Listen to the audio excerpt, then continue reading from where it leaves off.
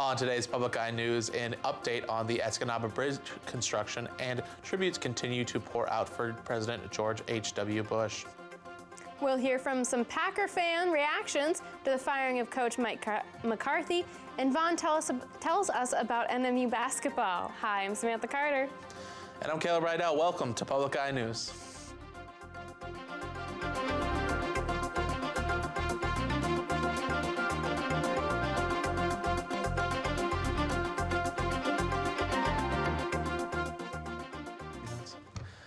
Yesterday, a winter storm warning went out across Marquette and Baraga County for the entirety of Sunday. The snow was coming down quite wet and caused very terrible road conditions as the roads were filled with half-frozen slush. The total snowfall measured was 14.2 inches, which broke the record of 10.2 that was set in 2004. The snowstorm missed much of the western UP and Keweenaw, and it hit not too harsh around the coast, but further inland was hit very hard with snow. Be careful driving around for the next couple days, as much of the slush has frozen and ice is plaguing the roads. Every year, Northern Michigan University holds an exhibition that solely displays art from seniors of the Art and Design College. The exhibit will be opening this Thursday at the DeVos Art Museum and will run until Friday, December 14th, after the closing reception from 7 to 9 p.m. There will be awards given out for the graduating class, and those awards will be announced at the reception at 8 p.m. The exhibit contains pieces from 28 students and showcases art from all different mediums, such as computer art, photography, and ceramics. The exhibit is open to the public and admission is free, but donations for the DeVos Art Museum will be accepted. A 59-year-old Schaefer man was killed in a two-car crash at 9:20 p.m. Saturday night on US 2 and 41 in Delta County. The 59-year-old man had been driving eastbound when he crossed the center line into the path of a westbound vehicle driven by a 22-year-old woman from Bark River. The crash is still under investigation, and the names of those involved are not being released at this time. And due to inclement weather conditions, the Michigan Department of Transportation has decided to suspend work on the US 2 Escanaba River Bridge project for the remainder of the season. For the rest of the winter, the bridge will be limited to one lane in each direction. MDOT is spending $20.5 million to replace both the US 2 bridge over the Escanaba River and the Escanaba and Lake Superior Railroad Bridge over US 2. Now seems like a good time to put on some snow tires on your car and go for a drive without costing you more. AAA Michigan says that the average gas prices statewide have dropped 12 cents in the past week. The average price in Michigan currently is $2.28 and is expected to keep dropping slowly. This is the lowest it has been since July of last year, with the highest current prices being in Marquette at $2.47 and the lowest prices being in Grand Rapids area at $2.13 a gallon. There is a new scam going around, so make sure that you are staying vigilant. Some Michigan taxpayers with tax debts that have been past due have been receiving letters through the U.S. Postal Service that look like government letters about their tax bill. The letters tell them to contact a toll-free number and resolve the debt, or they will face asset seizure. The scam has been successful because it uses specific information about the tax debt that is pulled from publicly available information. Taxpayers who have received letters from the scammers or that have questions about their debt can contact the Treasury Collections Service Center. After the break, we'll be back with your national and international news. Please stay tuned. Next time, Antiques Roadshow discovers that the sky's the limit for finding treasures in Albuquerque, New Mexico. What? My parents this morning were saying, don't bring it, it's worth nothing. I'm speechless. I had no idea. Oh my God. Mom and Dad, great taste, thank you. Don't miss these appraisals and many more next time on Antiques Roadshow. 2 episodes starting tonight at 8 on Public TV 13. Welcome back. United Nations Secretary General Antonio Guterres addressed world leaders today, stating that climate change is, quote, the most important issue we face. Guterres urged representatives to take steps to stop a catastrophic rise in temperature before the end of the century. Guterres also referenced a study that indicates that countries need to cut their emissions 45% from the 2010 levels by 2030 and cut them down to 0 emissions by 2050. And the casket of former President George H.W. Bush is on its way to Washington, where it will lie in state in the rotunda of the U.S. Capitol building today. The 41st President of the United States died Friday night at the age of 94. CBS's Nicole Killian has the latest from Capitol Hill. The casket of former President George H.W. Bush left a Houston funeral home Monday as family members looked on. The presidential motorcade then went to the airport en route to Washington, D.C. He saw the world, not just the country. On CBS this morning, former Secretary of State Colin Powell, who served as President Bush's chairman of the Joint Chiefs of Staff during the first Gulf War, remembered his former boss. He would not make some jump decision out of nowhere.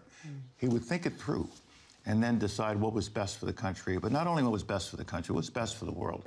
In an interview with 60 Minutes, former President George W. Bush says his father's legacy will grow with time. I think he's going to go down as the greatest one-term president ever because of his foreign policy, deftly handling the end of the Cold War, for example, reunification of Germany. Former President Bill Clinton, who beat Mr. Bush in the 1992 presidential election, recalled their bipartisan bond. It's been one of the great joys of my life, my friendship with him. Our arguments were good-natured and open, and we continue to debate things all the way up until recently. President Bush will lie in state in the Capitol Rotunda until Wednesday. Then a motorcade will transport his casket through Washington to the National Cathedral for a state funeral. Afterwards, his body will be flown back to Texas for a public viewing and private funeral before being buried Thursday. Nicole Killian, CBS News, Capitol Hill.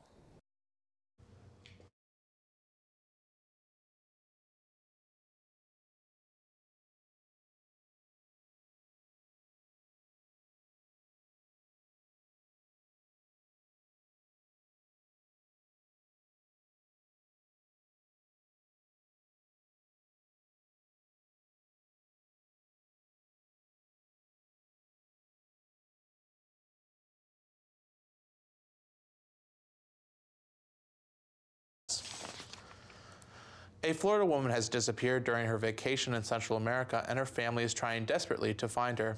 Carlos Stanofsky, who lives near Miami, went to Costa Rica to celebrate her 36th birthday. She has been seen in 6 days. Her family hasn't heard from her since the night before she was set to return home. Emmanuel Borjuaquez has the latest from Miami. Hi, welcome me for my birthday. Carla Stefaniak was all smiles, posting multiple videos and photos on social media as she and her sister-in-law, April Burton, spent a week-long vacation in Costa Rica. Second day, the hot springs.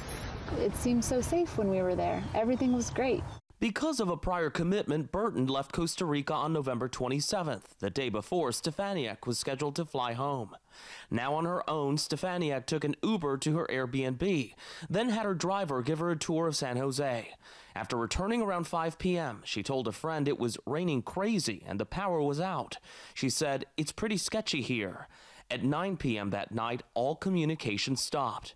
That was highly unusual, according to her brother, Carlos Caicedo, who spoke to us from Costa Rica, where he's joined the search efforts. It was her birthday, and she loves to be on social media, so I'm guessing every single app that there is that you can communicate, I'm sure she was on it. Caicedo says according to the owner of the Airbnb, a security guard saw his sister get into a car with her bags at 5 a.m. the next morning. Which makes no sense because her flight was at 1:30. She was only 20 to 30 minutes away from the airport, and she's never early for anything. Adding to the mystery, the family says Stefaniak had checked in online for her flight and ordered an Uber to pick her up later that morning. CBS News contacted the U.S. Embassy in Costa Rica and law enforcement there, but we have yet to hear back. Airbnb had no comment. Uber says it will assist authorities in the investigation. Manuel Bojorquez, CBS News, Miami. And after the break, we'll have your weather and sports. Stay tuned.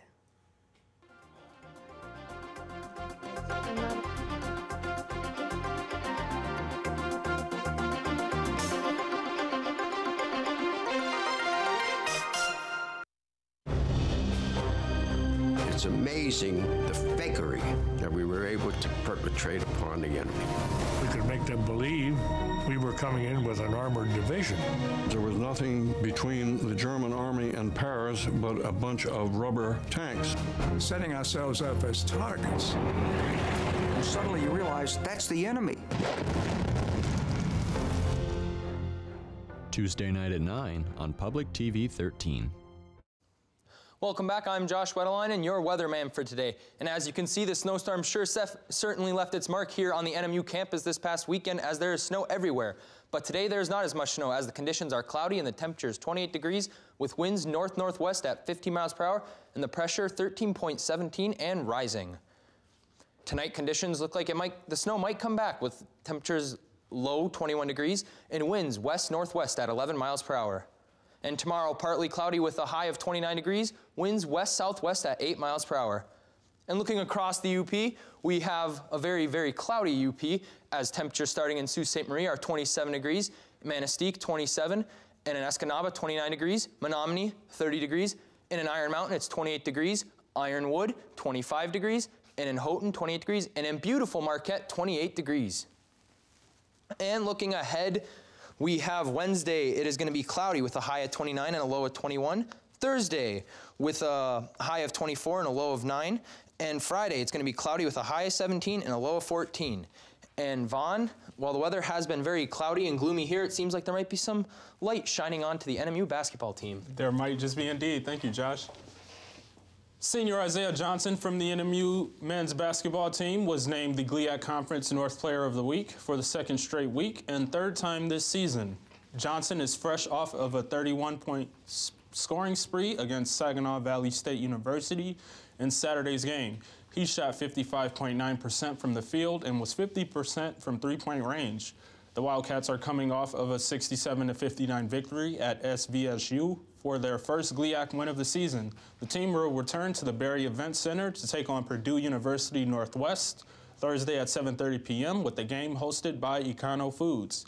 They will also face the University of Wisconsin Parkside Saturday at 3 p.m. in a game hosted by People's State Bank. And in the NFL, it was another loss for the Green Bay Packers, this time coming against the Arizona Cardinals. The big news, however, is the subsequent firing of head coach Mike McCarthy. Stephanie Bofamonte has fan reactions from Wisconsin. A disappointing loss Sunday for green and gold fans heading back to Major Goolsby's from Lambeau Field. The bus was really somber and everyone was just kind of feeling really low. But when they found out Sunday's loss sent Coach Mike McCarthy packing, they were all cheers. When we heard on the bus, everyone was pretty excited. And take a look at this picture. Fans wrote "Bye Mike" in the snow as they were leaving Lambeau Field. They felt like they needed to do something drastic to make the fans happy. Many aren't shocked that Coach McCarthy's been fired. I just don't think he's adapted the offense very well with these new NFL teams. But they're surprised by the timing. I think they should have waited till after the season, really get everything set in place. I think that was just a rash decision. I personally liked him for a long time. I defended him for the last few years, but I think it is time for a change. And in news out of the Netherlands, a motivational speaker petitioned the government to change his legal age from 69 years old to 49 years old. Officials say that although the man may act and feel 20 years younger, changing the age of his official age on documents would erase 20 years worth of various documents from the government's record system. But that's all the time we have for you here today at Public Eye News. Tune in again tomorrow.